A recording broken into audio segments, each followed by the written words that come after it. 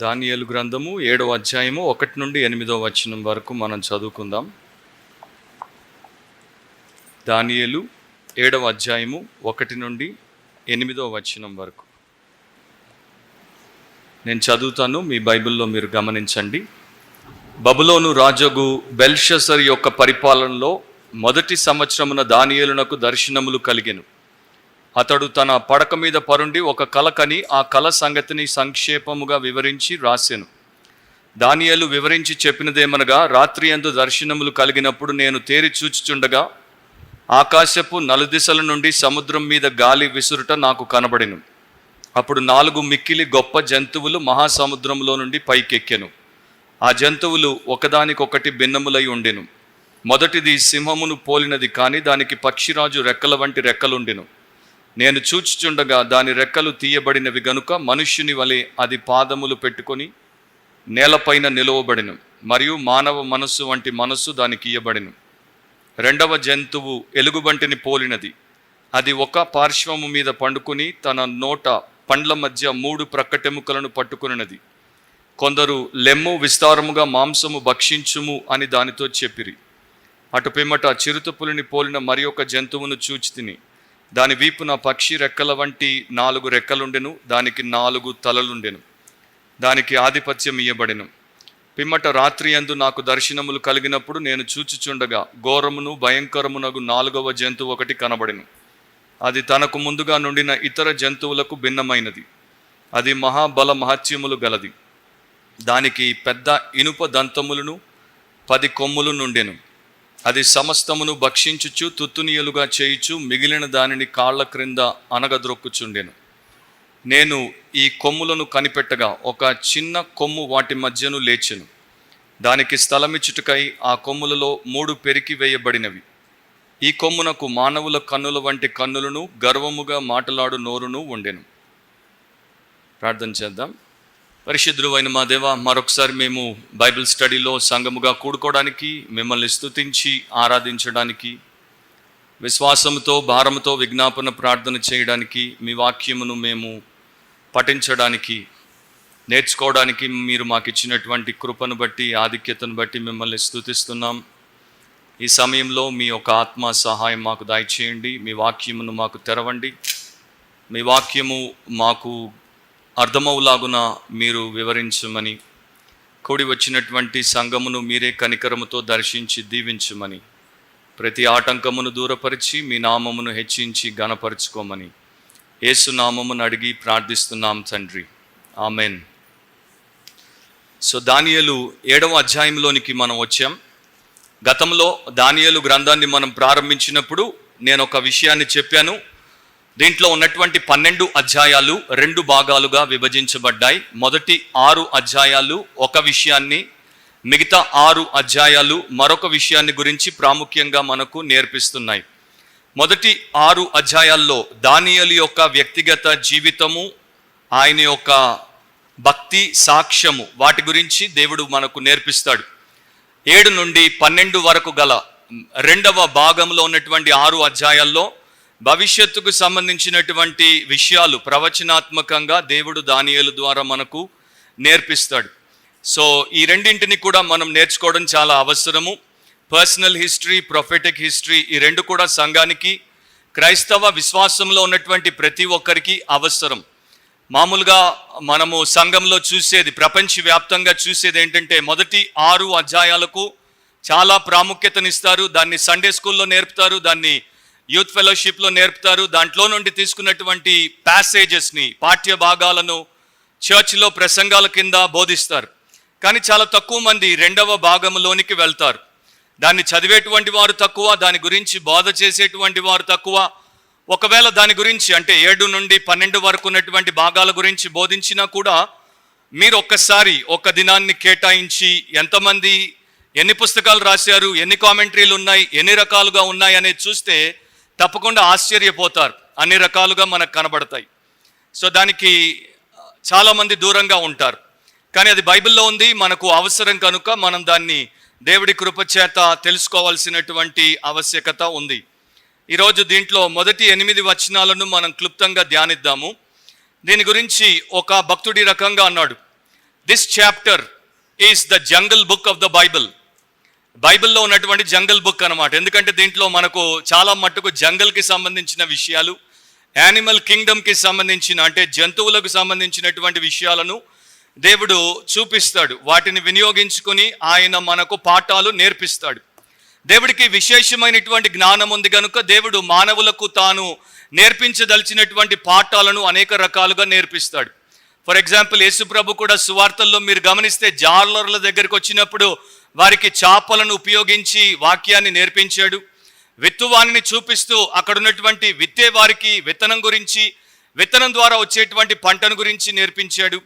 And ఆ రకంగా అనేక రకాలుగా ఆయన సాధారణమైనటువంటి మానవ సంబంధమైనటువంటి విషయాలను ఉపయోగించి పర సంబంధమైనటువంటి ఆత్మీయ సత్యాలను నేర్పిస్తాడు. సో అలాంటిదే ఒక అంశాన్ని ఇక్కడ మనం చూస్తాం. ఈ మొదటి భాగానికి రెండవ భాగానికి మధ్యలో కొన్ని వ్యత్యాసాలు మనకు కనబడతాయి. మొదటి 6 అధ్యాయాలు, రెండవ 6 అధ్యాయాల్లో ఉన్నటువంటి కొన్నింటిని ఇందులో పెడతాను. మొదటి 6 అధ్యాయాల్లో డానియల్ థర్డ్ పర్సన్ కింద మాట్లాడతాడు. అంటే మూడవ వ్యక్తిగా పరోక్షంగా మాట్లాడతాడు, ప్రత్యక్షంగా తనను తాను చూపిస్తూ మాట్లాడు. 7 నుండి 12 వరకు మాత్రము ఆయన ఫస్ట్ పర్సన్ లాగా మాట్లాడతాడు. అంటే ప్రత్యక్షంగా తన గురించే ఆయన తన యొక్క జీవితంలో దేవుడు చేస్తున్నటువంటి విషయాలు, తనకు ఆయన ఇచ్చినటువంటి దర్శనాలు, కలలు అండ్ వాటికి సంబంధించినటువంటి ఇతరత్ర విషయాల గురించి ఆయన మాట్లాడతాడు. మొదటి 6 అధ్యాయాల్లో అన్యులైనటువంటి రాజులకు దేవుడు తన ప్రత్యక్షతలను ఇచ్చాడు, రెవల్యూషన్స్ని ఇచ్చాడు. ఈ రెండవ భాగంలో దానియేలు అనేటువంటి తన స్వత భక్తునికి లేకపోతే తన స్వంత జనునికి ఆయన ఈ ప్రత్యక్షతలను ఇచ్చాడు. మొదటి 6 అధ్యాయాల్లో వారి యొక్క దర్శనాలకు భావం చెప్పాల్సి వచ్చినప్పుడు దానియేలును దేవుడు వాడుకున్నాడు.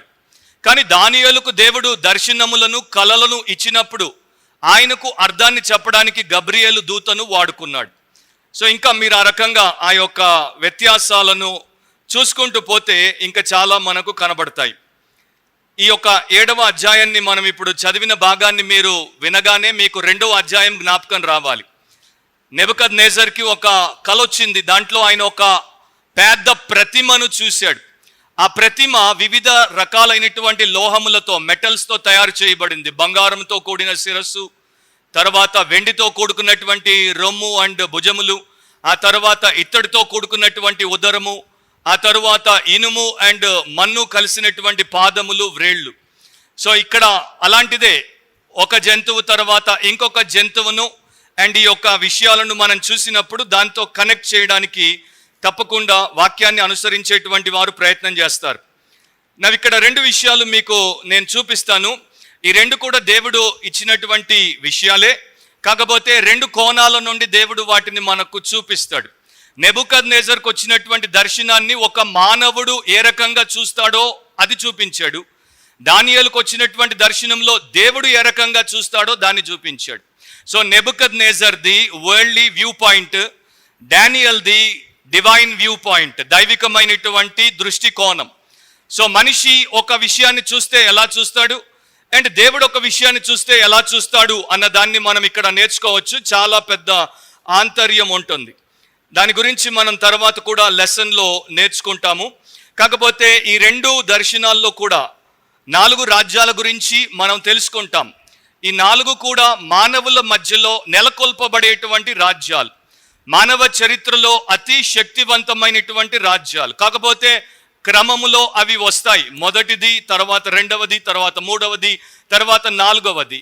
ఈ 4 కూడా ఒక రోజున నశించిపోతాయి. 5వ రాజ్యము దేవుని యొక్క రాజ్యం, ఆయన కుమారుడైనటువంటి యేసుక్రీస్తు ద్వారా స్థాపించబడేటువంటి రాజ్యం. 2వ అధ్యాయంలో చేతి సహాయం లేకుండా తీయబడినటువంటి రాయి ఈ యొక్క ప్రతిమను నుజ్జు చేస్తుంది. అండ్ ఇక్కడ ఈ యొక్క 7వ అధ్యాయంలో మనం తర్వాత నెక్స్ట్ లెసన్లో చూస్తాము, మనుష్య కుమారుని పోలినటువంటి ఒకడు ఆ మహావృద్ధుడగునటువంటి దేవుని యొక్క సన్నిధానానికి వస్తాడు. అండ్ ఆయన రాజ్యము, ఆయన ప్రభుత్వము ఎలా శాశ్వతంగా ఉంటుందో, ఎప్పటికీ లయం కాకుండా ఉంటుందో దాని గురించి 9 నుండి 14 వరకు మన భాగంలో మనం నెక్స్ట్ నేర్చుకుంటాం. సో ఇక్కడ మనకు తెలిసేటువంటి విషయం ఏంటంటే, ఎంతమంది వచ్చినా, ఎన్ని సామ్రాజ్యాలు నెలకొల్పినా, ఎన్ని రకాలుగా ప్రపంచాన్ని పరిపాలించినా చివరికి రాజ్యము దేవుడిదే. దానియేలు గ్రంథంలో దేవుడు సార్వభౌముడు, ఆయనే భూపతులకు అధిపతి, ఆయనే రాజులకు రాజు, ఆయనే ప్రభువులకు ప్రభు. ఆయన యొక్క కను సన్నల్లోనే ప్రపంచం యొక్క మానవ వ్యవహారాలన్నీ కూడా జరుగుతాయి. సో దీన్ని బట్టి మనం గతంలో కూడా నేర్చుకున్నది ఏంటంటే, దేవుని యొక్క భౌమాధికారానికి మనిషి ఎంత ఎక్కువగా లోబడితే అతనికి లేక ఆమెకు అంత ఎక్కువ మేలు జరుగుతుంది. నెబుకద్నెజర్ చూసినప్పుడు తన వైభవాన్ని చూసుకున్నాడు, తను సాధించినటువంటి విజయాలను చూసుకున్నాడు. కానీ దేవుడు వాటిని చూసినప్పుడు వారికి వచ్చేటువంటి ఘోర పరిణామాలను చూశాడు. అండ్ దేవుడు వాటిని తన దాసుడైనటువంటి దానియేలుకు చూపించాడు. ఇంకొక చోట కూడా ఈ యొక్క విషయాన్ని బైబిల్ మనకు నేర్పుతోంది. యేసు ప్రభువే లోకాన్ని సృష్టించాడని కొలసి పత్రిక మనకు చెప్తోంది. సృష్టికర్తకు సృష్టిలో ఉన్నటువంటి విషయాలను చూపించడం పెద్ద విశేషమేమి కాదు. అయినా కూడా మత్తయి సువార్త 4వ అధ్యాయం 8వ వచనంలో సాతాను అపవాది మిగుల ఎత్తైన ఒక కొండ మీదకి ఆయనను తోడుకొని పోయి ఈ లోక రాజ్యములన్నింటినీ వాటి మహిమను ఆయనకు చూపి ఆయనకు ఒక ప్రపోజల్ పెట్టాడు. నీవు నాకు సాగిలపడి మొక్కితే ఇవన్నీ కూడా నీకు అనుగ్రహిస్తాను అని. అక్కడ ప్రభు అయినటువంటి యేసు దాన్ని తృణీకరించినట్లు మనం చూస్తున్నాము. సో ఇక్కడ దానియేలు నెబుకద్నెజర్ లాగా ఒక మానవుని యొక్క దృష్టికోణంతో తన ముందున్నటువంటి బబులోనును దాని యొక్క వైభవాన్ని చూడట్లేదు. ఆయన దైవికమైనటువంటి దృష్టికోణంతో దాన్ని చూస్తున్నాడు. అండ్ అలా చూసినప్పుడు దాని యొక్క నిజస్వరూపం, తర్వాత రాబోయేటువంటి ఇతర రాజ్యాల నిజస్వరూపం ఏంటో ఈ 7వ అధ్యాయంలో ఆయన మన కొరకు సంక్షేపముగా వివరిస్తూ రాశాడు. సో అది దృష్టిలో పెట్టుకోండి. 2 డిఫరెంట్ పర్స్పెక్టివ్స్. 2nd చాప్టర్కి 7th చాప్టర్కి మధ్యలో వ్యత్యాసం ఏంటంటే 2 వివిధ దృష్టికోణాలు, 2 డిఫరెంట్ వరల్డ్ వ్యూస్, 2 రకాలుగా ఒకే విషయాన్ని చూడడం అన్నమాట. ఇక్కడ ఈ యొక్క ప్యాసేజ్లో 2 పాయింట్స్ మనకు ఉంటాయి. ఒకటేమో the timing of the dream, ఆ కళ వచ్చినటువంటి సమయము ఎప్పుడొచ్చింది. 1వ వచనాన్ని మీరు చూస్తే, బబులోను రాజగు బెల్షస్సర్ యొక్క పరిపాలనలో మొదటి సంవత్సరమున దానియేలునకు దర్శనములు కలిగెను. అతడు తన పడుక మీద పరుండి ఒక కల కని ఆ కల సంగతిని సంక్షేపముగా వివరించి రాశాను. సో ఇది బెల్షస్సర్ యొక్క పరిపాలనలో మొదటి సంవత్సరంలో వచ్చింది. మీకు అనిపించాలి 4వ అధ్యాయం తర్వాత 5వ అధ్యాయానికి వచ్చినప్పుడు బెల్షస్సర్ వచ్చాడు, 6వ అధ్యాయానికి వచ్చినప్పుడు దర్యావేష్ వచ్చాడు, మరలా 7వ అధ్యాయానికి వచ్చినప్పుడు మరలా బెల్షస్సర్ ఎందుకు వస్తున్నాడు? ఎందుకంటే బెల్షస్సర్ 5వ అధ్యాయంలో చచ్చిపోయాడు కదా. మొదటి 6 అధ్యాయాల్లో మనం ఏం చూస్తామంటే క్రోనలాజికల్ ఈవెంట్ రికార్డ్ని మనం చూస్తాం. అంటే ఒక క్రమబద్ధతతో ఒకదాని తర్వాత ఒకటి రికార్డ్ చేసుకోవడం ఆయన చూపిస్తాడు. కానీ 7 నుండి 12 వరకు వచ్చేసరికి క్రోనలాజికల్ రికార్డు మనకు కనిపించదు. అంటే వెనక్కి వెళ్తాడు, ముందుకు వస్తాడు. సో ఇక్కడ ఆయన ఒక క్రమ పద్ధతిని పాటించట్లేదు. సో ఈ యొక్క సంగతి ఎప్పుడు జరిగింది, దానియేలుకు ఈ యొక్క దర్శనము లేక కళ ఎప్పుడు వచ్చింది అనేది మీరు చూస్తే 4వ అధ్యాయము 5వ అధ్యాయము ఆ సమయంలో ఆ యొక్క విషయాన్ని ఆయన దేవుడి దగ్గర నుండి పొందుకున్నాడు. నెబుకద్నెజర్ తర్వాత బెల్షస్సర్ కొంతకాలానికి పరిపాలకుడిగా వచ్చాడు. బెల్షస్సర్ యొక్క పరిపాలన ప్రారంభం నుండే భక్తిహీనంగా ఉండింది, బలహీనంగా ఉండింది. అండ్ ఆ తర్వాత ఒక రోజున దేవుని యొక్క ఉగ్రతకు అతడు గురై, తీర్పుకు గురై అతడు చచ్చిపోయాడు అనేది మనం గత పాఠంలో చూసాం. సో దానియేలు వివిధ రకాలైనటువంటి పరిపాలనలో, ప్రభుత్వాల్లో, పరిస్థితుల్లో ఆయన వెళ్తున్నాడు. ఇక్కడ ఏ రకమైనటువంటి పరిస్థితిని ఆయన ఎదుర్కొన్నా కూడా ఆయనలో మార్పు లేదు. దానియేలు తన దేవుడి మీద ఆధారపడ్డాడు కనుక, దైవ ప్రత్యక్షత దానియేలుకు ఉంది కనుక అతడు తొణికిసలాడట్లేదు. వరల్డ్లీ అఫైర్స్ ఏ రకంగా మారినా కూడా దానియేలు మాత్రం ఏకరీతిగా దేవుడి మీద ఆధారపడి తన జీవితాన్ని జీవిస్తున్నాడు. అందుకనే దేవుడు అతన్ని దర్శించాడు. మనమైతే మన చుట్టూ ఉన్నటువంటి వాతావరణంలో మార్పు వస్తే, మన చుట్టూ జరుగుతున్నటువంటి లోక సంబంధమైనటువంటి విధానాల్లో మార్పు వస్తే, వ్యవహారాల్లో మార్పు వస్తే వెంటనే మనము చాలా భయకంపితులం అయిపోతాం. మనకు దానియేలుకు ఉన్నటువంటి వ్యత్యాసం ఏంటంటే, దానియేలుకు తన దేవుడి మీద ప్రగాఢమైనటువంటి విశ్వాసం ఉంది, పరిపూర్ణముగా ఆధారపడ్డాడు. మనం కూడా ఆ రకంగా ఉంటే పరిస్థితులు ఏ రకంగా ఉన్నా కూడా మనకు పెద్ద ఏమీ తేడా పడదు. సో నెబుకద్నెజర్ హయాంలో ఎలా ఉన్నాడో, బెల్షస్సర్ హయాంలో ఎలా ఉన్నాడో, దర్యావేషు హయాంలో ఎలా ఉన్నాడో, తర్వాత నెక్స్ట్ చాప్టర్స్లో పారసీకపు రాజైనటువంటి కోరేషు హయాంలో కూడా ఎలా ఉన్నాడో దేవుడు మనకు చూపిస్తాడు. సో ఈ దానియేలు అనేటువంటి వ్యక్తికి బెల్షస్సర్ పరిపాలన చేయడం ప్రారంభించిన మొదటి సంవత్సరంలో ఈ యొక్క దర్శనం వచ్చింది. దానికి ఒక కారణం ఉంటుంది. ఎందుకంటే నెబుకద్నెజర్ 4వ అధ్యాయం చివరిలోకి వచ్చేసరికి దేవుణ్ణి స్తుతించి దేవుణ్ణి మహిమపరిచి ఆయన ఈ లోకాన్ని నిష్క్రమించాడు. అప్పుడు మనం చెప్పుకున్నాం, నెబుకద్నెజర్ ఆ రోజున ఆ రకంగా మార్పు చెందినప్పుడు నిజంగా రక్షించబడినటువంటి వ్యక్తిగా దేవుని యొక్క మనిషిగా మారాడు అని. సో దేవుని మనిషిగా మారినటువంటి రాజు యొక్క పరిపాలన చూసిన తర్వాత సడన్ గా ఒక భ్రష్టుడిగా ఉన్నటువంటి బెల్షస్సర్ యొక్క పరిపాలనలోనికి దానియేలు రాగానే ఆ మొదటి సంవత్సరంలో కొన్ని నెలలు గడవగానే దానియేలు కలతకు గురయ్యాడు. ఏంటి ప్రభువా ఇప్పుడు నీ ఉద్దేశం, నువ్వేం చేయాలనుకుంటున్నావు? నీకు భయము భక్తి చూపినటువంటి రాజును తీసేసావు, నీవంటే భయము భక్తి లేనటువంటి రాజును మాకు ఇచ్చావు, మరి ఏంటి నీ సంగతి అని దానియేలు బహుశా ప్రార్థించి ఉంటాడు. 3 సార్లు ప్రార్థించే అలవాటు ఉంది కదా ఆయనకి.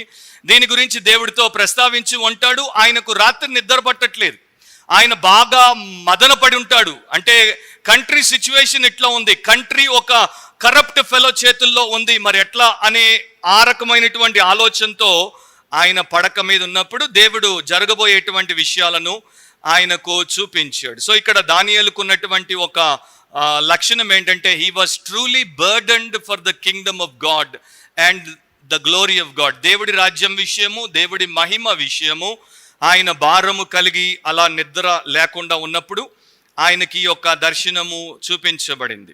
సో రాజు భ్రష్టుడైనప్పటికీ దానియేలు మాత్రం భక్తిపరుడుగానే ఉన్నాడు అనేది మరొకసారి మనం ఇక్కడ చూడొచ్చు. అపోస్తలుడైన పౌలు తిమోతికి రాసినప్పుడు 2వ తిమోతి పత్రికలో ఇలాంటి ఒక విషయాన్ని నేర్పిస్తాడు. ఇదే న్యూ టెస్టమెంట్ కన్నా చాలా ఏళ్ల క్రితం ఉన్నటువంటి దానియేలు చదవకుండానే పాటించాడు. 2వ తిమోతి 3వ అధ్యాయము 13 నుండి 15 వరకు నేను చదువుతాను. 2 తిమోతి 3rd chapter 13 through 15. అయితే దుర్జనులను వంచకులను ఇతరులను మోసపరచుచు తామును మోసపోవచ్చు అంతకంతకు చెడిపోవుదురు. క్రీస్తు యేసునందు ఉంచవలసిన విశ్వాసము ద్వారా రక్షణార్థమైన జ్ఞానము నీకు కలిగించుటకు శక్తిగల పరిశుద్ధ లేఖనములను బాల్యము నుండి నీ వెరుగుదువు గనుక నీవు నేర్చుకొని రూఢి అని తెలుసుకున్నవి ఎవరి వలన నేర్చుకొంటివో ఆ సంగతి తెలుసుకొని వాటి యందు నిలుక్కడగా ఉండుము. అక్కడ చాలా విషయాలు ఉన్నాయి, కానీ దానియేలు చేసిందేంటో పౌలు చెప్తున్నదేంటో రెండింటిని మీకు చెప్తాను. ఒకటి, మీ చుట్టూ ఉన్నటువంటి వారిలో మరి దుర్జనులు ఉంటారు, వంచకులు ఉంటారు, ఇతరులను మోసపరుస్తారు, వారు మోసపోతారు, అంతకంతకు చెడిపోతారు. కానీ నీవు చిన్నప్పటి నుండి దేవుని యొక్క పరిశుద్ధ లేఖనాల చేత పోషించబడ్డావు.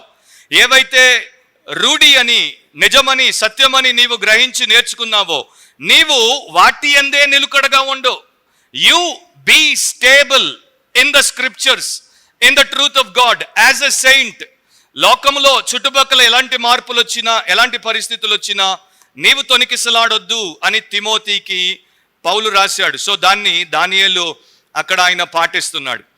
నెబుకద్నెజర్కి కల వచ్చినప్పుడు నెబుకద్నెజర్కి దాని యొక్క భావం ఏంటో తెలియదు, అండ్ ఆయనకు అదేంటో గుర్తు కూడా లేదు.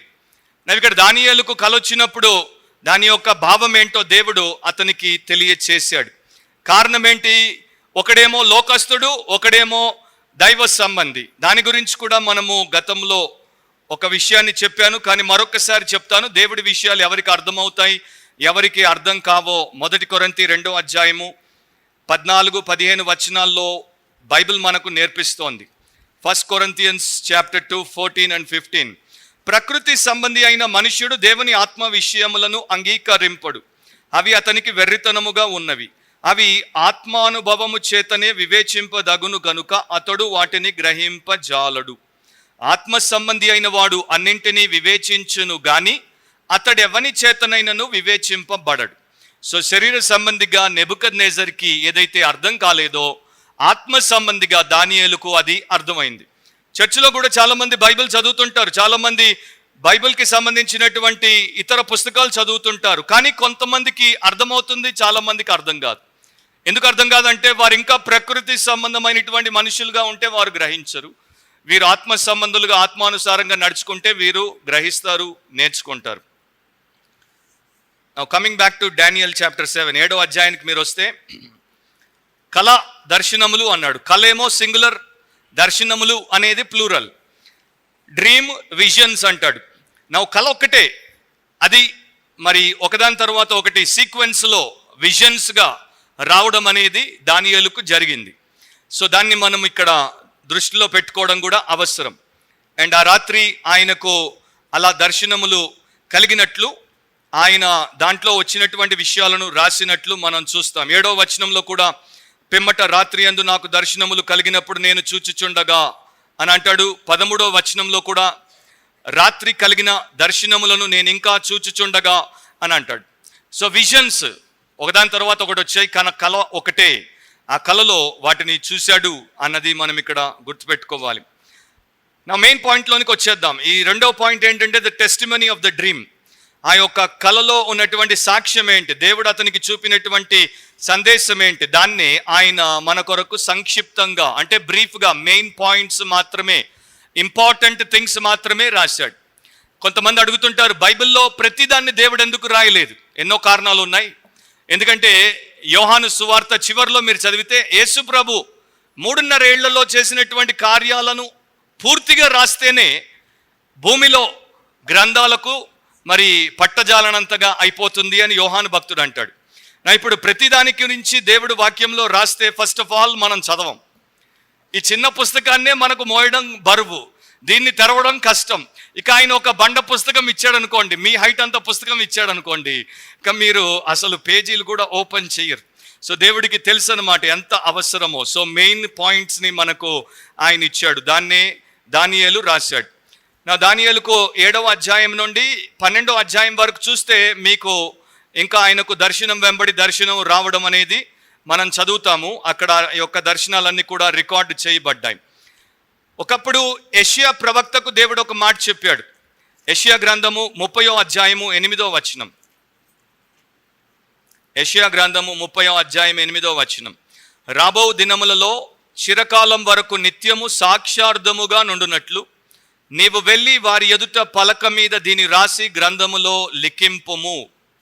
సో రాబోయే దినాల్లో చిరకాలం వరకు నిత్యము సాక్షార్థముగా ఉండడానికి ఏవైతే రాయమని దేవుడు చెప్పాడో, ఏదైతే ఆ రకంగా గతంలో ప్రవక్తలు రాస్తూ వచ్చారో, దీనిని కూడా దేవుడి చేత ఆదేశించబడిన తర్వాత దానియేలు రాశాడు. నవి ఎంత రాయమన్నాడో అంతే దానియేలు రాశాడు. లూకా సువార్తను కూడా మనం ఒకసారి చూస్తే, లూకా సువార్తికుడు ఒక వైద్యుడు అండ్ చాలా డీటెయిల్స్కి ఇంపార్టెన్స్ ఇచ్చేటువంటి వ్యక్తి. అంటే అన్నింటినీ కూడా తెలుసుకోవాలి, అన్నింటినీ కూడా ప్రజలకు తెలపాలి అనేటువంటి తృష్ణ కలిగినటువంటి వ్యక్తి. తెలుగులో అయితే మనకు యాక్చువల్గా 3, 4 అనే వచనాలు కనపడవు, 2 నుండి 4 అని ఉంటాయి, 1 ఉండదు, 3 ఉండదు. సో దాంట్లో ఆయన ఏం చెప్తున్నాడో చెప్తాను. ఘనత వహించిన థియోఫిలా, ఆరంభము నుండి కనులారా చూచి వాక్య సేవకులైన వారు మనకు అప్పగించిన ప్రకారము మన మధ్యను నెరవేరిన కార్యములను గూర్చి వివరముగా రాయుటకు అనేకులు పూనుకున్నారు. కనుక నీకు ఉపదేశింపబడిన సంగతులు నిశ్చయముగా జరిగినవని నీవు తెలుసుకొనుటకు వాటినన్నింటినీ మొదట నుండి తరచి పరిష్కారముగా తెలుసుకొని ఉన్న నేనును నీ పేరట వాటిని గూర్చి వరుసగా రచించుట యుక్తమని ఎంచి తిని. సో వాటి గురించి వరుసగా పరీక్షించిన తర్వాత, ఇన్వెస్టిగేట్ చేసిన తర్వాత, అనలైజ్ చేసి రాశాడు. కానీ 24 చాప్టర్సే ఉన్నాయి. చాలా రాయొచ్చు, కానీ 24 అధ్యాయాలుగానే లూకా సువార్త మనకు కనబడుతోంది. సో దేవుడు మనకి ఎంత ప్రత్యక్షతనివ్వాలో అంత ప్రత్యక్షత బైబిల్లో ఇచ్చేసాడు. పాత నిబంధనలో ఇచ్చాడు, క్రొత్త నిబంధనలో ఇచ్చాడు. దాంట్లో ఉన్నటువంటి విషయాలను మనం నేర్చుకొని ఆ సూత్రాలను మన జీవితానికి అన్ని రంగాలకు అన్వయించుకోగలిగితే చాలు. రోమీలకు రాసినప్పుడు 15వ అధ్యాయము 4వ వచనంలో ఈ రకంగా రాశాడు. ఏలయనగా ఓర్పు వలనను లేఖనముల వలని ఆదరణ వలనను మనకు నిరీక్షణ కలుగుటకై పూర్వమందు రాయబడినవన్నీయు మనకు బోధ కలుగు నిమిత్తము రాయబడి ఉన్నవి. సో పూర్వమందు రాయబడినవన్నీ కూడా ఆది కాండము నుండి మనకు రాయబడినటువంటి విషయాలన్నీ మనకన్నా ముందే రాయబడ్డాయి. ప్రకటన గ్రంథం కూడా మనకన్నా ముందే రాయబడింది. ఇవన్నీ కూడా మనకేం చేస్తాయి? ప్రత్యేకంగా ఆదరించబడ్డానికి, నిరీక్షణతో ఉండడానికి, మనకు బోధను అనుగ్రహించడానికి రాయబడ్డాయి. సో ప్రతి బైబిల్లో ఉన్నటువంటి విషయాన్ని కూడా మనము విస్మరించకుండా జాగ్రత్తగా తెలుసుకోవడం అవసరం. నా కొన్ని నిమిషాల క్రితము పర్స్పెక్టివ్ గురించి చెప్పాను. అంటే దానియేలు ఆ యొక్క దర్శనాన్ని చూసినప్పుడు ఎలా చూశాడు, నెబుకద్నెజర్ 2వ అధ్యాయంలో చూసినప్పుడు ఎలా చూశాడు. నెబుకద్నెజర్ చూసినప్పుడు తనను తాను బంగారుతో చేయబడిన, మేలిమి బంగారుతో చేయబడినటువంటి శిరస్సుగా చూసుకున్నాడు. అండ్ తనను తాను టాప్ మోస్ట్ పార్ట్గా చూసుకున్నాడు. శిరస్సు పైన ఉంటుంది, సో తాను ఆ శిరస్సు అయి ఉన్నాడు అండ్ మేలిమి బంగారు అయి ఉన్నాడు. సో ఇక్కడ మనం నేర్చుకోవాల్సిన ఒక పాఠం, దాదాపు 10 పాఠాలు నేర్చుకోవచ్చు, అది చెప్తే నా టైము ఈ రోజుకి అయిపోదు. సో ఒక్కటి చెప్తాను, అదేంటంటే ఏ మనిషి అయినా, నేనైనా మీరైనా మనల్ని చూసుకున్నప్పుడు అందరికన్నా పైన మనల్ని పెట్టుకుంటాము, అందరికన్నా మనల్ని శ్రేష్ఠులము అనుకుంటాం. We are like Nebuchadnezzars. మనందరికీ నెబుకద్నెజర్ మనసు ఉంది. I'm the best, I'm the top, I'm the gold అని మనం అనుకుంటాం. నా తర్వాత ఉన్నోళ్ళు సిల్వర్, ఆ తర్వాత ఉన్నోళ్ళు బ్రాస్, ఆ తర్వాత ఉన్నోళ్ళు ఐరన్, ఆ తర్వాత కింద ఉన్నోళ్ళు అయితే మట్టి అని అనుకుంటాం. నా దేవుడు నెబుకద్నెజర్ని చూసినప్పుడు ఏ రకంగా చూశాడు? క్రూరమైనటువంటి సింహములాగా చూశాడు. నా సింహానికి మంచి లక్షణాలు ఉన్నాయి, సింహానికి చెడ్డ లక్షణాలు ఉన్నాయి. సింహము పైకి చాలా రాజసం ఉట్టబడేటట్టు కనపడుతుంది, కానీ సింహములో పైన రాజసం ఉంటుంది, లోపల రాక్షసత్వం ఉంటుంది. సో దేవుడు ఒక్కడే నిన్ను నన్ను చూసినప్పుడు, మనల్ని నకసిక పర్యంతం చూసినప్పుడు మన యొక్క నిజస్వరూపాన్ని చూస్తాడు. కేవలం పైవేశాన్ని మాత్రమే, మన రాజసాన్ని మాత్రమే కాదు, మన యొక్క రాక్షసత్వాన్ని కూడా దేవుడు చూస్తాడు. సో దాన్ని దానియేలులో మనం నేర్చుకోవచ్చు. ఇంకా మీరు అలా ధ్యానపూర్వకంగా చూస్తే అక్కడ ఇంకా చాలా లెసన్స్ మీరు నేర్చుకోవడానికి అవకాశం ఉంది. నేను ముందుకెళ్ళిపోతాను. ఇప్పుడు మీరు 2వ వచనానికి వచ్చేస్తే, దానియేలు వివరించి చెప్పినదేమనగా, రాత్రి యందు దర్శనములు కలిగినప్పుడు నేను చూచుచుండగా ఆకాశపు నలుదిక్కుల నుండి సముద్రము మీద గాలి విసురుట నాకు కనబడింది. ఆయనకు ఆకాశం కనబడింది, సముద్రం కనబడింది, నలుదిక్కుల నుండి గాలి విసరడం కనబడింది. మామూలుగా గాలి విసరడం ఎవరికి కనబడదు కదా. యేసుప్రభు యోహాను సువార్త 3వ అధ్యాయంలో నికోదేముతో చెప్పాడు, గాలి ఎక్కడి నుండి వస్తుందో, గాలి ఎక్కడికి పోతుందో ఎవరికి తెలియదు, కానీ గాలి చేసేటువంటి పని మనకు తెలుస్తుంది.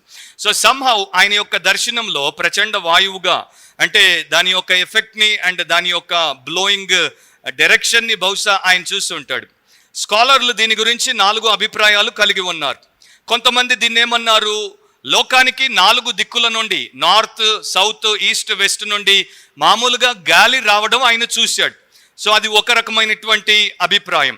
రెండవది, బైబిల్లో గాలి అనేటువంటిది, మరి విండ్ అనేది ఒక స్పిరిట్ని సూచిస్తుంది. ఫర్ ఎగ్జాంపుల్, రువాహ్ అనేటువంటి పదము వాయువు అని, ఊపిరి అని, ఆత్మ అని కూడా తర్జుమా చేయబడింది.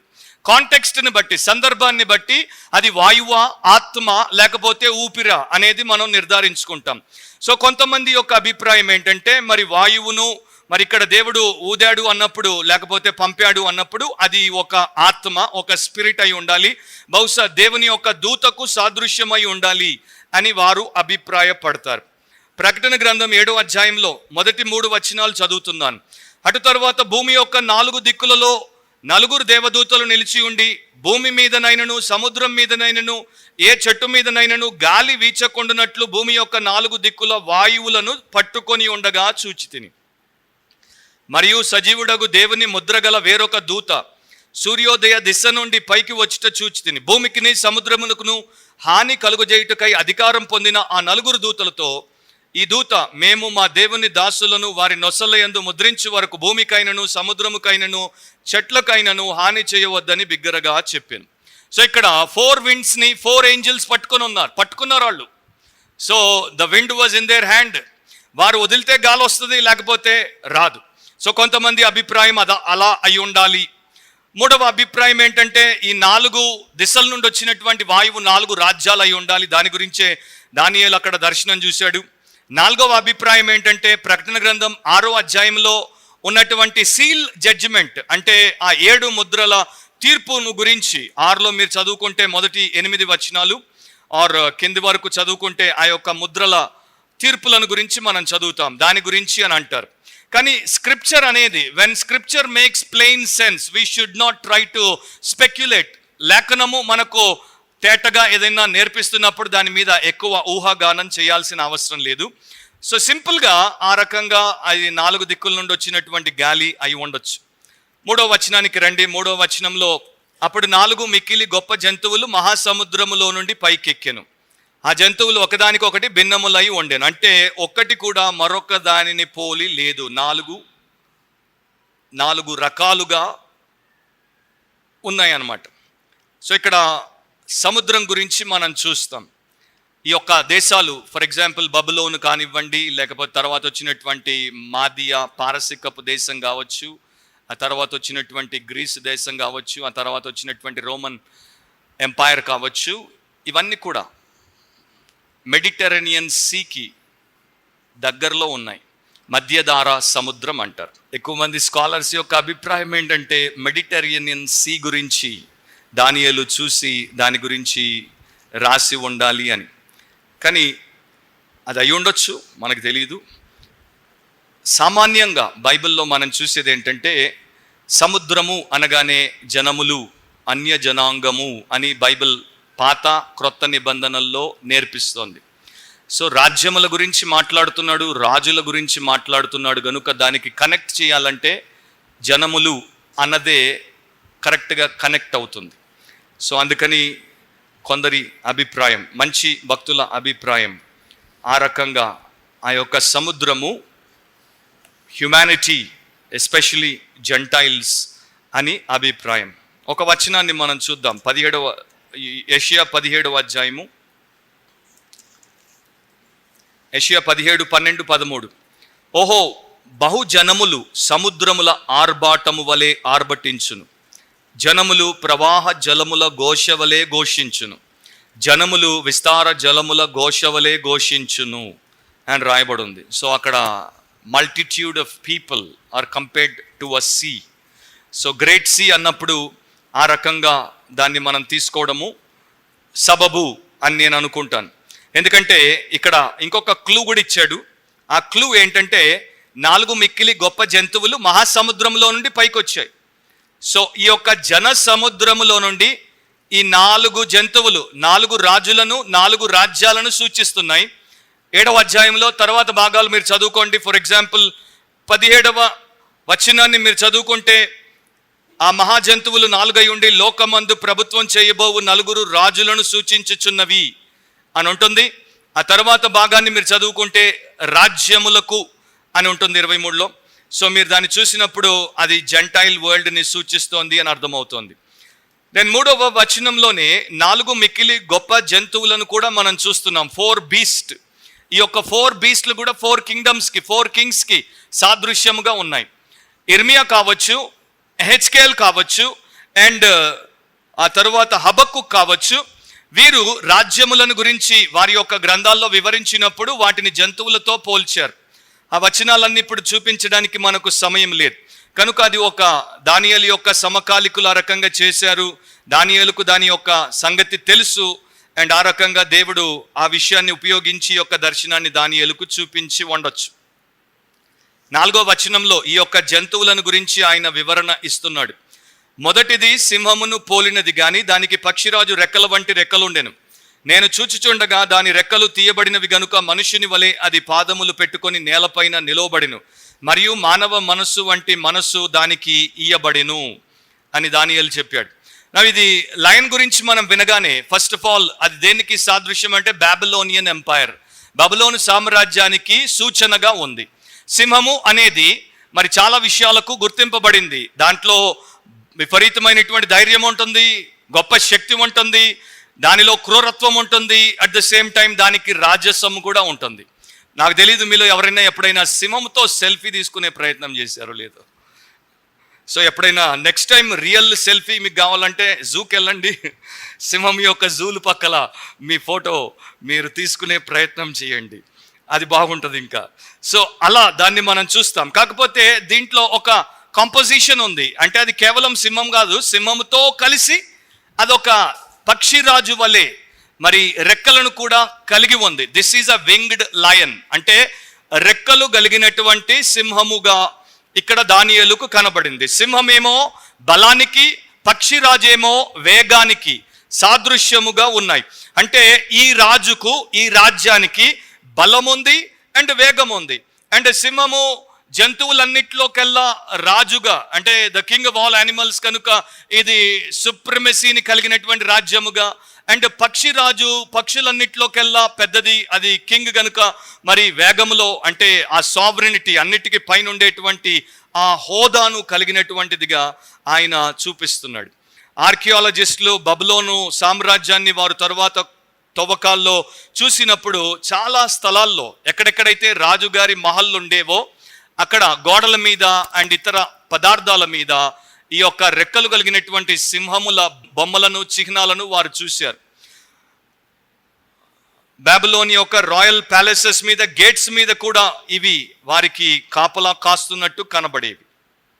మీరు రాసుకోండి, తర్వాత చదువుకోండి. ఇర్మియా 4వ అధ్యాయం 7వ వచనం, ఇర్మియా 50వ అధ్యాయం 17వ వచనం. ఇక్కడ ఇర్మియా నెబుకద్నెజర్ని ఒక సింహముతో పోల్చాడు. అండ్ హబక్కుకు 1వ అధ్యాయం 8వ వచనాన్ని చదివితే ఈ కల్దీయుల రాజును కల్దీయుల దేశాన్ని హబక్కుకు ఒక పక్షి రాజుతో పోలుస్తున్నాడు. సో దేవుడు తన యొక్క మెసేజ్ని వివిధ రకాలైనటువంటి సేవకులకు కమ్యూనికేట్ చేసినప్పుడు మెసేజ్ యొక్క సబ్స్టెన్స్ ఒక్కటే, సారం ఒక్కటే. హబక్కుక్ చెప్పొచ్చు, ఇర్మియా చెప్పొచ్చు, ఎహెచ్కేల్ చెప్పొచ్చు, దానియేలు చెప్పొచ్చు. ఒకే దేవుడి దగ్గర నుండి మెసేజ్ వస్తుంది కనుక వారు చెప్పినప్పుడు ఒకే సందేశం బయటకు వస్తుంది. మరి ఈ రోజున పరిస్థితి అట్లా లేదు. ఒకే బైబిల్ పట్టుకుంటారు, నలుగురు చెప్తే 4 రకాలుగా చెప్తారు. సో వారు నలుగురు కూడా ఒకే దేవుడి చేత నడిపించబడట్లేదు, వారి బోధ ఒక్క దేవుడి దగ్గర నుండి రావట్లేదు అనేది మనకు అర్థమవుతుంది. అందుకని అంటాను, బైబిల్లో ఉన్నటువంటి సేవకులను బేషరతుగా మనం గుడ్డిగా నమ్మేసి వారి మీద ఆధారపడవచ్చు. ప్రస్తుతం ఉన్నటువంటి సేవకులను ఇన్క్లూడింగ్ మీ నమ్మకండి. అర్థమైందో లేదో? So that is the main thing అన్నమాట. సో ఈ యొక్క బబులోను రాజు మొట్టమొదట సామ్రాజ్యముగా మనకు కనబడతాడు. అండ్ ఇంకా చాలా విషయాలు ఉన్నాయి, వాటన్నిటిలోనికి ఇప్పుడు మనం వెళ్ళడానికి మనకు సమయము సరిపోదు. కాకపోతే ఒక విషయాన్ని ఇక్కడ మనం చూడాలి. రాజైనటువంటి నెబుకద్నెజర్ యొక్క మొదటి దశ, రెండవ దశ, ఈ 2 దశల గురించి కూడా దేవుడు చూపించాడు. దాని గురించి దానియేలు చెప్పాడు. ఆయన యొక్క రెక్కలు తీయబడినవి అంటే ఆయన రెక్కలను ఊడబీకేశారు.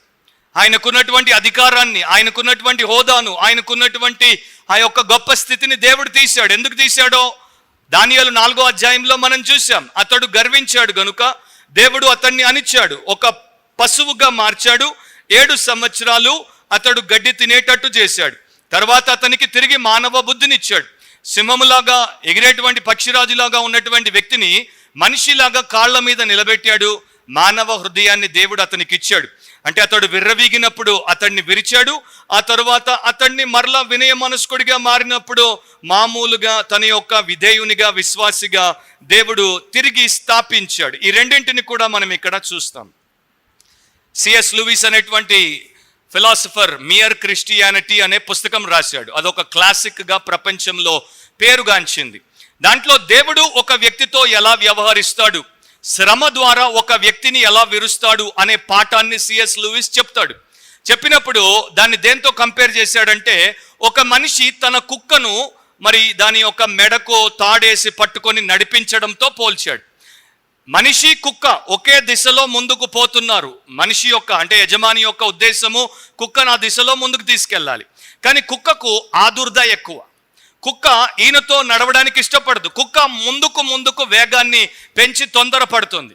సో అలా తన మెడకున్నటువంటి యొక్క చైన్ని అది పట్టించుకోకుండా ముందుకు పోయే ప్రయత్నం చేసి, ఈయనకు కుక్కకు మధ్యలో ఒక పోల్ వచ్చింది అనుకోండి, పోల్కి చైన్ ఇలా తగిలితే కుక్క స్వతంత్రంగా ముందుకు వెళ్ళగలుగుతుందా, లేకపోతే చైన్ పోల్కి అడ్డంగా వచ్చింది కనుక కుక్క మెడకు బిగించి దానికి ఇబ్బందిని కలిగిస్తుందా?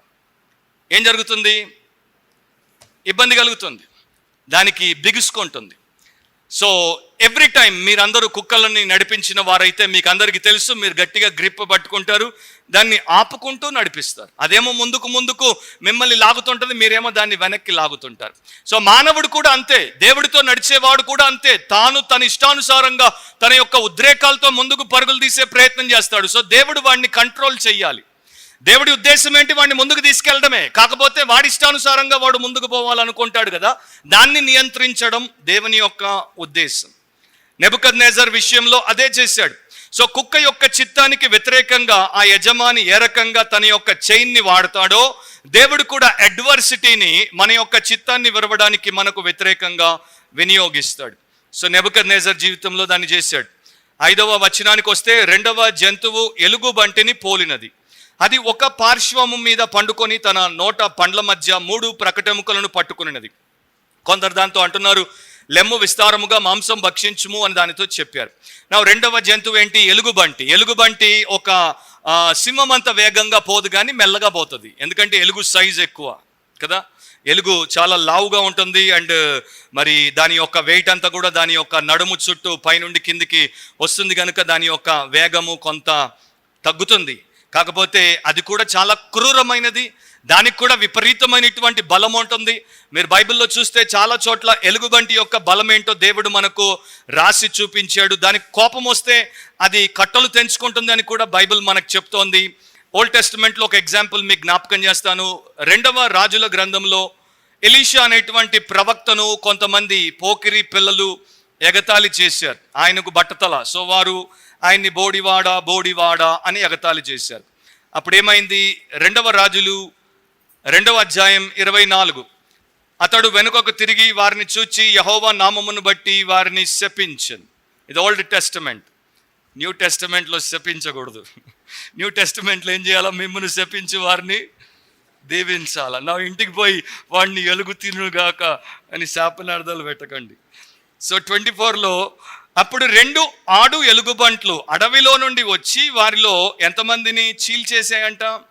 42 బాలురను, 42 యంగ్ మెన్ని, 2 ఫీమేల్ బేర్స్ చీల్చి పారేశాయి. జస్ట్ ఇమాజిన్, 42 మంది యవనస్తులు స్లోగా మూవ్ అయ్యేటువంటి ఎలుగుబంటి చేతుల్లో పడ్డారంటే చూడండి. సో ఫెరోషియస్ యానిమల్ అన్నమాట అది ఎలుగుబంటి, కోపం వస్తే. నా ఈ యొక్క ఎలుగుబంటి దేనికి సాదృశ్యం? మీడో పర్షియన్ ఎంపైర్కి, మాదియా పారసికపు సామ్రాజ్యానికి. మాదియా పారసికపు సామ్రాజ్యం ఏంటి? ఇది ఒక లాస్ట్ టైం మనము మన యొక్క కంట్రీలో ఉన్నటువంటి పాలిటిక్స్ గురించి కూడా చెప్పుకున్నాం కదా. దీన్ని ఏమంటారు? కోవలిషన్ గవర్నమెంట్ అంటారు. అంటే సింగిల్ మెజారిటీ లేనటువంటి గవర్నమెంట్, 2 కలిసి పరిపాలించేటువంటి. కానీ అక్కడ దేవుడు ఆ యొక్క రెండింటిలో ఏది పవర్ఫుల్లో కూడా చెప్పాడు. ఒక పార్శ్వమున పడుకుందంట ఎలుగుబంటి. ఏ పార్శ్వము పవర్ఫుల్? దాంట్లో పర్షియన్ ఎంపైర్ పవర్ఫుల్. మీడో అనేటువంటి మీడియన్ ఎంపైర్ కన్నా, ఈ మాదియా పరిపాలన కన్నా పారసీకుల పరిపాలన చాలా శక్తివంతమైంది. సో దాని వైపే బ్యాలెన్స్ ఉంది. అయినా కూడా ఈ 2 కలుక్కొని ఆ యొక్క రాజ్యాన్ని వారు పరిపాలించారు. దాని నోట 3 ప్రక్కట ఎముకలు ఉన్నాయి. దీన్ని 2 రకాలుగా మనుషులు మరి ఇంటర్ప్రిట్ చేస్తారు. కానీ జనరల్గా ఇంటర్ప్రిట్ చేసేది ఏంటంటే, మాదియా పారసికపు సామ్రాజ్యం చాలా దేశాలను జయిస్తూ పోయింది, కానీ 3 ప్రాముఖ్యమైనటువంటి దేశాలను జయించింది కనుక ఈ 3 బట్టి 3 ఆ ప్రక్కటెముకలను దాని నోట దేవుడు దానియేలుకు చూపించాడు. ఒకటేమో మరి లిడియా అనే దేశం, ఒకటేమో ఈజిప్ట్ అనే దేశం, ఇంకొకటి బాబిలోన్ అనేటువంటి దేశం. సో ఈ 3 ప్రాముఖ్యమైనటువంటి దేశాలను జయించినందుకు ఆ రకంగా దాన్ని చూపించారు. నా వీరికి విస్తృతమైనటువంటి రక్తదాహం ఉండేది. ఒక ఆయన, ఈ యొక్క లార్కిన్ అనేటువంటి స్కాలర్, మీడో పర్షియన్ ఎంపైర్ గురించి రాసినప్పుడు జెరక్సీస్ అనేటువంటి రాజు యొక్క కాలంలో గ్రీసు మీదకి వారు యుద్ధానికి వెళ్ళారు. గ్రీసు మీదకి వారు యుద్ధానికి వెళ్ళినప్పుడు 25 లక్షల మంది యోధులతో వెళ్ళారు. నౌ జస్ట్ ఇమాజిన్, 25 లక్షల మంది యుద్ధం చేసేటువంటి వారితో ఆ దేశం మీదకి వెళ్ళారు అంటే వీరికి ఎంత రక్తదాహం ఉందో చూడండి. భక్షించుము అనేటువంటి పదాలు మనం చదివాం కదా. 25 లక్షల మంది యుద్ధం చేయడానికి వెళ్ళినప్పుడు 25 లక్షల మంది ఎంత తిండి తిని ఉంటారు అన్నది కాదు ఇక్కడ. వారు ఎంతమందిని చంపుంటారు, వారిలో ఎంతమంది చచ్చుంటారు, రోగానికి ఎంతమంది చచ్చుంటారు, యుద్ధంలో ఆ యొక్క పోరాటంలో ఎంతమంది చచ్చుంటారు, ఇతరత్ర ఎంతమంది చచ్చుంటారు. అంటే ఎంత మాంసము, ఎంత శరీరము మరి ఆ రకంగా వృధా అయిపోయిందో అనేటువంటి విషయాన్ని మనం ఇక్కడ చూస్తాం. సో యుద్ధాలు ఎప్పుడు మంచివి కావు. అవి రాజ్యాల మధ్యలో జరిగిన, మనుషుల మధ్యలో జరిగిన, కుటుంబాల మధ్యలో జరిగిన యుద్ధాలు ఎప్పుడు క్షేమం కావు. సో దానికి మనం దూరంగా ఉండడం మంచిది. 3వ దాంట్లోనికి మీరు వస్తే 6వ వచనంలో, అటు పిమ్మట చిరుత పులిని పోలిన మరి ఒక జంతువును చూచి తిని, దాని వీపున పక్షి రెక్కల వంటి 4 రెక్కలుండెను, దానికి 4 తలలుండెను, దానికి ఆధిపత్యం ఇయ్యబడెను. 3వది ఏంటి? ఇది గ్రీసియన్ ఎంపైర్, గ్రీకు సామ్రాజ్యానికి సాదృశ్యం అన్నమాట. చిరుతపులి దేనికి పేరుగాంచింది అంటే చాలా కన్నింగ్గా, అంటే అది అక్కడ నిలబడినట్టు ఉంటుంది, ఒక్కసారి జంప్ చేస్తుంది, అండ్ చాలా వేగంగా జంప్ చేస్తుంది. అతి వేగముతో కూడినటువంటి జంతువుగా అది పేరుగాంచింది. సో గ్రీసు సామ్రాజ్యము మొదట బబులోను, తర్వాత మాదియా పారసికపు, ఆ తర్వాత గ్రేకు సామ్రాజ్యం వచ్చింది. దీనికి అత్యంత ప్రాముఖ్యమైనటువంటి రాజుగా అలెగ్జాండర్ ద గ్రేట్ పేరుగాంచాడు. అలెగ్జాండర్ 32 సంవత్సరాల వయసుకు చనిపోయాడు. కానీ అలెగ్జాండర్లో ఉన్నటువంటి గొప్ప విషయం ఏంటంటే చాలా గొప్ప వీరుడు. ఆయనను బట్టే గ్రీకు వీరుడు అనేటువంటి ఆ యొక్క ఫ్రేస్ కూడా ప్రపంచంలోనికి వచ్చింది.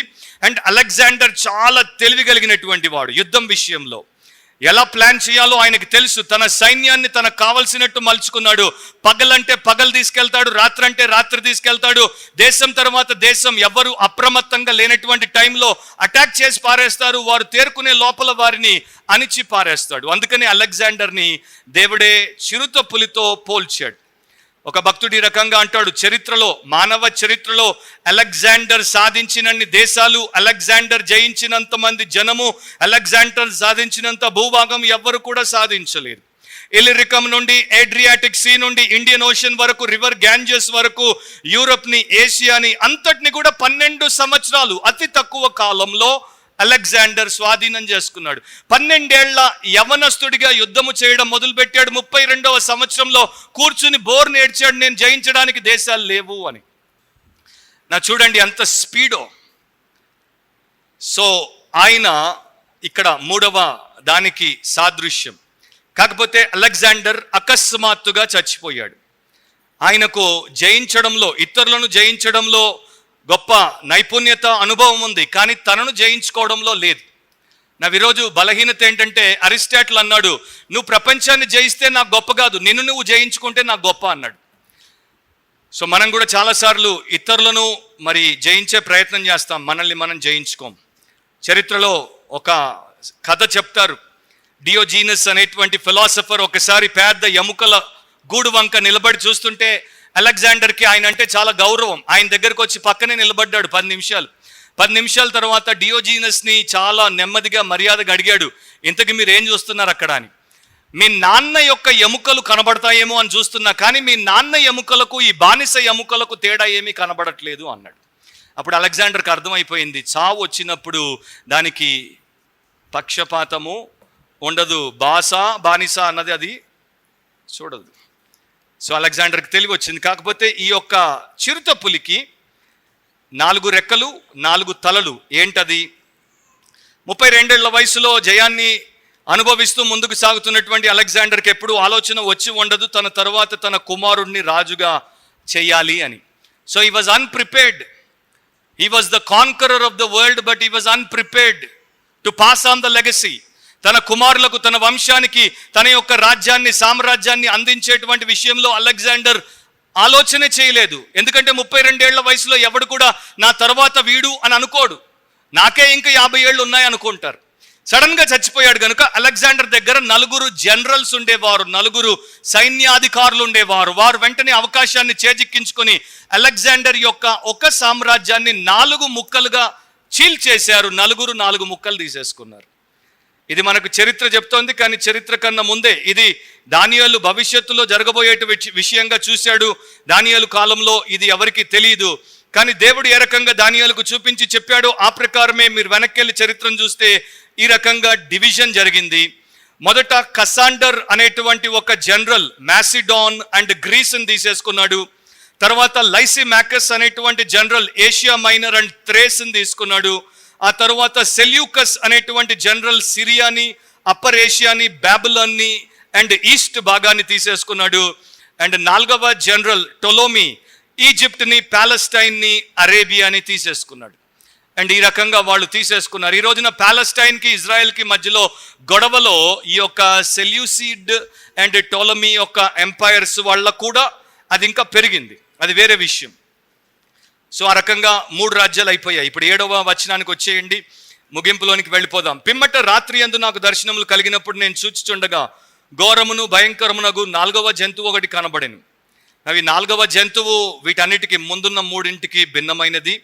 అది ఏ రకమైనటువంటి జంతువో తెలీదు, దాని యొక్క వివరణ మనకి సరిగ్గా లేదు. కాకపోతే డ్రెడ్ఫుల్, టెర్రిబుల్ బీస్ట్ అనేది మాత్రం తెలుసు. ఇది రోమన్ ఎంపైర్కి సాదృశ్యం, రోమా సామ్రాజ్యానికి సాదృశ్యం. సో ఈ 3 రాజ్యాల కన్నా రోమా సామ్రాజ్యం అది గ్రీకుల తర్వాత వచ్చినటువంటి సామ్రాజ్యం. ఆ సామ్రాజ్యము ఎలాంటిదంటే మహాబల మహత్యములు గలది. అండ్ దాంట్లో 2 సిగ్నిఫికెంట్ ఫ్యాక్టర్స్ కనపడతాయి. దానికి పెద్ద ఇనుప దంతాలు 10 కొమ్ములు ఉండేవి. నా మీరు 2వ అధ్యాయంకి వెళ్ళి చూస్తే ఇనుముతో కూడినటువంటి మట్టి ఇనుముతో కూడినటువంటి ఆ యొక్క రాజ్యాన్ని గురించి మాట్లాడతాడు. అండ్ అక్కడ ఆ యొక్క ఇనుము అనేటువంటి అంశాన్ని ఆయన బయట పెడతాడు. అప్పుడు కూడా మనం చూసాం ఇనుము అన్నింటికన్నా గట్టిగా ఉంటుంది అని. సో రోమన్ సామ్రాజ్యం వచ్చినప్పుడు వారు ఇనుము వలె అన్నింటినీ అందరినీ అణచడం మొదలుపెట్టారు. సో వారి యొక్క ఇనుప పళ్ళనమాట, వారు కొరికితే ఏమి మిగలదు, తుత్తునీయలుగా మారిపోతుంది. అండ్ వారి యొక్క రాజ్యంలో నుండే ఇంకొక రాజ్యం కూడా వస్తోంది. కాకపోతే ఇది భవిష్యత్తులో వచ్చేది. నాకు ఇక్కడ ఒక చిన్న విషయాన్ని నేను మీకు చెప్పి ముగిస్తాను. యేసు ప్రభు ఏ రాజ్యము కాలంలో వచ్చాడు? బబులోను రాజ్యం కాలంలో రాలేదు, మాదియా పారసికపు రాజ్యము కాలంలో రాలేదు, గ్రీకుల కాలంలో రాలేదు. రోమన్లు పరిపాలిస్తున్నప్పుడు యేసు ప్రభు ఈ లోకంలోనికి వచ్చాడు. సో అక్కడికి 4వ రాజ్యం వచ్చినప్పుడు యేసు మొదటి రాకడను మనం చూస్తాం. తర్వాత 10 కొమ్ములు అండ్ ఆ కొమ్ముల్లో ఇంకొక చిన్న కొమ్ము అండ్ ఈ 10 రాజ్యములు రాజులు అనేటువంటి విషయాలు మనం తర్వాత పాఠాల్లో చూస్తాము. ఇది యేసు యొక్క సెకండ్ కమింగ్కి ముందు జరిగేటువంటి విషయం. సో అక్కడ క్రీస్తు విరోధి అండ్ ఈ 10 కాన్ఫెడరేషన్ నేషన్ ఆర్ నేషన్స్ అనేది, దాని గురించి కూడా బైబిల్ స్కాలర్లు రకరకాలుగా స్పెక్యులేట్ చేస్తారు. యూరోపియన్ యూనియన్ అని అన్నారు. యూరోపియన్ యూనియన్ 10 రాష్ట్రములుగా కూడుకుంటుంది, ఒకే కరెన్సీ, ఒకే బార్డర్, ఒకే వీసా, ఒకే గవర్నమెంట్ అని అన్నారు. కానీ ఇంకా ఇప్పటికీ మీరు యూరోప్కి వెళ్ళాలి, యూరోపియన్ కంట్రీస్ని చూసుకుంటే 26 కంట్రీస్ ఉన్నాయి. షెంగెన్ ఏరియా అంటారు దాన్ని. సో ఈ 26 కంట్రీస్కి ఒకే వీసా ఇస్తారు. కాకపోతే కరెన్సీలు వారి వారి దేశాల్లో వారి ఇష్టానుసారంగా వేరువేరుగానే ఇంకా అమల్లో ఉన్నాయి. సో అది అదా లేకపోతే ఇంకోట డాగ్మాటిక్గా మనం ఇప్పుడు చెప్పలేం. కాకపోతే ఆ రకంగా జరిగేది భవిష్యత్తులో యేసు 2వ రాకడకు మునుపు జరుగుతుంది. రోమన్ సామ్రాజ్యం మొదటి రాకడలో జరిగిపోయింది. సో 4 రాజ్యాలు వచ్చేసాయి. అది మాత్రం ఖచ్చితంగా 100% యేసు ప్రభు అండ్ వాక్యం ఏ రకంగా చెప్పిందో ఆ రకంగానే జరిగింది. నా ఇప్పటికి మీరు ఆశ్చర్యపడేటువంటి విషయం ఏంటంటే ఇప్పటికి కూడా 2000 ఇయర్స్ తర్వాత కూడా దేశాలకు ఉండేటువంటి జాతీయ చిహ్నాలను మీరు తీసుకుంటే యానిమల్సే. ఫర్ ఎగ్జాంపుల్ అమెరికాకు ఈగిల్ నేషనల్ యానిమల్ అనమాట, రష్యాకి బేర్ ఎలుగుబంటి, చైనాకి డ్రాగన్. మీరు ప్రకటన గ్రంథం చదివితే ఘట సర్పం, అది చైనాకి ఉన్నటువంటి నేషనల్ సింబల్.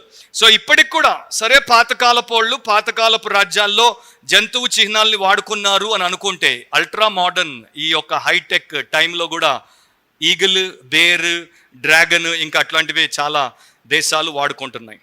సో ఈ యొక్క 10 కొమ్ములు అండ్ దాంట్లో వచ్చినటువంటి చిన్న కొమ్ము వాటి గురించి మనం తర్వాత చూద్దాం.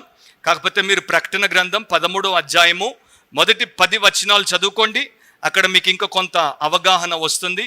ఈ యొక్క 10 రాజులు అండ్ ఆ 10 రాజుల్లో కూడా ఈ చిన్న కొమ్ము లేచినప్పుడు 3 రాజుల్ని అది నాశనం చేసేస్తుంది, దానికి స్థానాన్ని లేకపోతే సింహాసనాన్ని ఏర్పాటు చేసుకోవడానికి. అండ్ ఈ చిన్న కొమ్ము, ఈ లిటిల్ హార్న్, దానికి ఇవ్వబడినటువంటి 2 విషయాలు మీకు చెప్తాను. ఈ కొమ్మునకు మానవుల కనుల వంటి కనులు, గర్వముగా మాట్లాడు నోరు ఉండెను.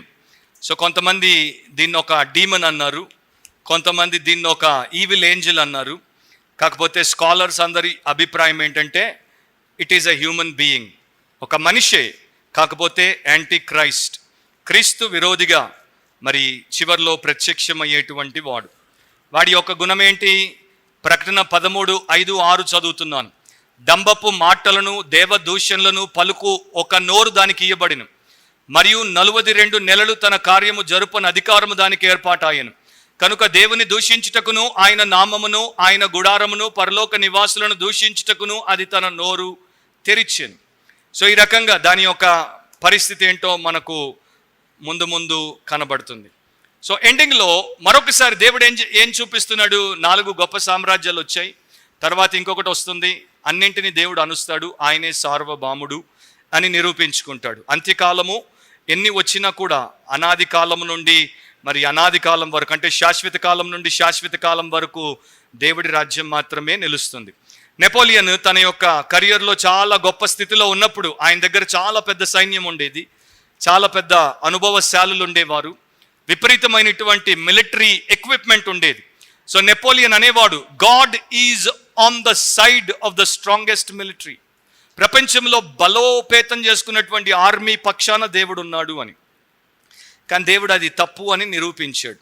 నెపోలియన్ ఓడిపోయాడు, బ్యాటిల్ ఆఫ్ వాటర్లూలో ఓడిపోయాడు. ఓడిపోయినప్పుడు సెయింట్ హెలెనా అనేటువంటి ద్వీపంలో ఆయన ఉన్నప్పుడు ఈ మాట కూడా అన్నాడంట, మ్యాన్ ప్రపోజెస్, గాడ్ డిస్పోజెస్. అంటే మానవుడు ప్రతిపాదిస్తాడు, దేవుడు తృణీకరిస్తాడు. సో చాలా సందర్భాల్లో మనము మన ఇష్టానుసారంగా మనలో ఉన్నటువంటి అహము, స్వార్థము అండ్ ఇహపరమైనటువంటి విషయాలతో ప్రతిపాదిస్తే దేవుడు వాటిని తృణీకరిస్తాడు అనేది మనము గ్రహించాలి.